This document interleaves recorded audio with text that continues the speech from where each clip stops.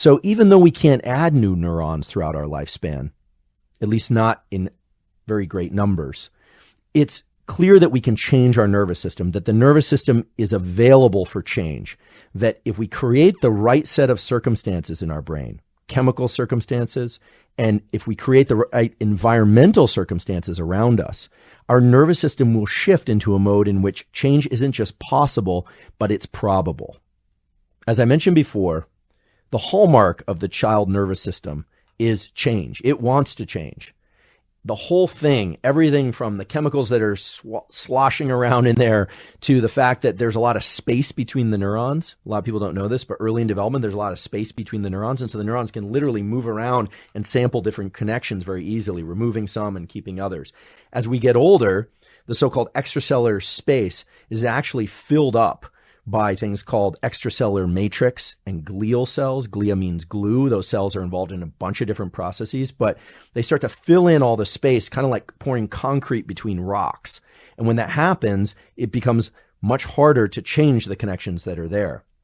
One of the ways in which we can all get plasticity at any stage throughout the lifespan is through deficits and impairments in what we call our sensory apparatus, our eyes, our ears, our nose, our mouth. And there are some very dramatic and somewhat tragic examples of people, for instance, who have genetic mutations where they are born without a nose and without any olfactory structures in their brain, so they cannot smell. In that case, areas of the brain that normally would represent smell become overtaken by areas of the brain involved in other things like touch and hearing and sight. In individuals that are blind from birth, the so-called occipital cortex, the visual cortex in the back, becomes overtaken by hearing. The neurons there will start to respond to sounds as well as braille touch. And actually, there's one particularly tragic incident where a woman who was blind since birth, and because of neuroimaging studies, we knew her visual cortex was no longer visual. It was responsible for braille reading and for hearing. She had a stroke that actually took out most of the function of her visual cortex. So then she was blind. She couldn't braille read or hear. She did recover some aspect of function. Now, most people, they don't end up in that highly unfortunate situation. And what we know is that, for instance, blind people who use their visual cortex for braille reading and for hearing have much better auditory acuity and touch acuity, meaning they can sense things with their fingers and they can sense things with their hearing that typical sighted folks wouldn't be able to. In fact, you will find a much greater incidence of perfect pitch in people that are blind. And that tells us that the brain, and in particular this area we call the neocortex, which is the outer part, is really designed to be a map of our own individual experience. So these, what I call experiments of impairment or loss, where somebody is blind from birth or deaf from birth, or maybe has a limb development impairment where they have a stump instead of an entire limb with a functioning hand, their brain will represent the body plan that they have, not some other body plan. But the beauty of the situation is that the real estate up in the skull, that neocortex, the essence of it is to be a customized map of experience. Now, it is true, however, that if, let's say, I were to be blind when I'm 50, I'm 45 right now, I've always been sighted. If I was blind at 50, I'll probably have less opportunity to use my formerly visual cortex for things like braille reading and hearing, because my brain has changed. It's just not the same brain I had when I was a baby.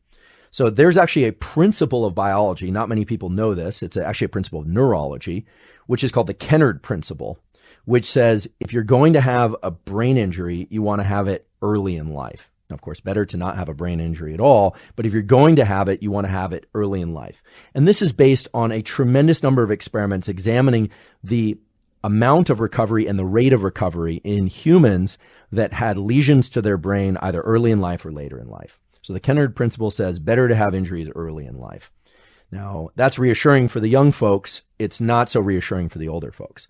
But there are aspects of neuroplasticity that have nothing to do with impairments. I mean, earlier I said we're all walking around with this map, this representation of the world around us, so we can see edges, we can see colors, except for folks that are colorblind, of course. And we also have a map of emotional experience. We have a map of whether or not certain people are trustworthy, certain people aren't trustworthy. A few years ago, I was at a course, and a woman came up to me and she said, I wasn't teaching the course, I was in the course. And she said, I just have to tell you that every time you speak, it really stresses me out. And I said, well, I've heard that before, but do you want to be more specific?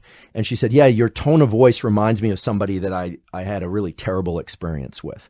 I said, well, okay, I can't change my voice, but I really appreciate that you acknowledge that. And it also will help explain why you seem to cringe every time I speak, which I hadn't noticed until then. But after that, I did notice she had a very immediate and kind of visceral response to my speech. Perhaps some of you are having that right now.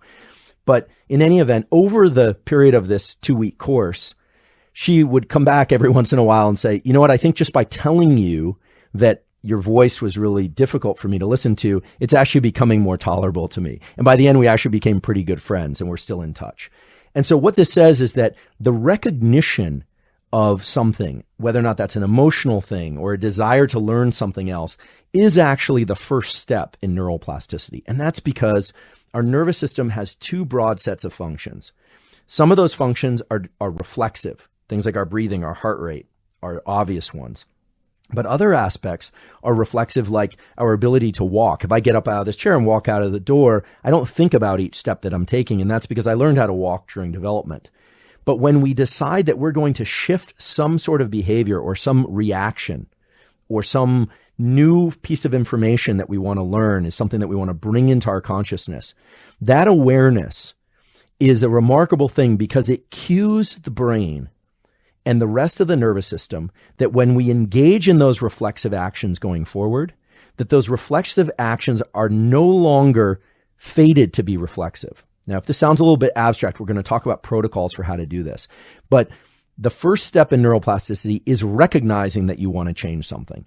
And you should immediately say, well, kids don't go into school and say, oh, I want to learn language or I want to learn social interactions. And that's the beauty of childhood. The whole brain has this switch flipped that is making change possible. But after that, we have to be deliberate. We have to know what it is exactly that we want to change. Or if we don't know exactly what it is that we want to change, we at least have to know that we want to change something about some specific experience. In this case, I believe that she came and told me that my voice was really awful for her to listen to, not to make me feel bad or for any other reason, except that she wanted it to not be the case. And she knew I wasn't going to stop talking. So she decided to call it to her consciousness and mine as well. So that's important. If you want to learn something or you want to change your nervous system in any way, whether or not it's because of some impairment or because of something that you want to acquire, a cognitive skill, a motor skill, an emotional skill, the first thing is recognizing what that thing is. And that often can be the hardest thing to identify. But the brain has these self-recognition mechanisms, and those self-recognition mechanisms are not vague, spiritual or mystical or even psychological concepts. They are neurochemicals.